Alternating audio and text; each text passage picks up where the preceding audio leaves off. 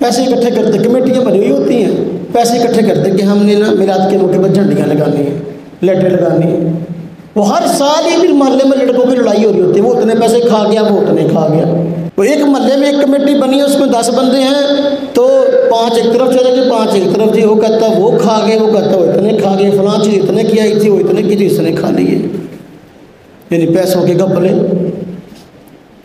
भाई अगर आपको खुशी है इस काम पर, आप इसको सही समझते हो, तो दूसरों से पैसे क्यों मांगते हो? खुद अपनी जेब से ये काम करो ना।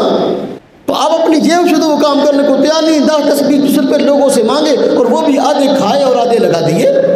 हुजूर नबी पाक सल्लल्लाहु अलैहि वसल्लम से मोहब्बत का तकाज़ा ही है। अगर बंदा इसको जायज़ समझता है, हालांकि मैंने अर्ज़ किया कि ये चीज़ सुन्नत नहीं है, खिलाफ सुन्नत है, इसका हुजूर नबी पाक सल्लल्लाहु अलैहि वसल्लम की ज़ात से ताल्लुक़ नहीं है, लेकिन एक बंदा इसको जायज़ समझता है तो फिर अपनी जेब से लगाए ना। वो जेब से लगाने की बजाय लोगों से इकट्ठे करके अपनी खराश के लिए खा रहा है और जायज़ नाजायज़ कामों में लगा रहा है।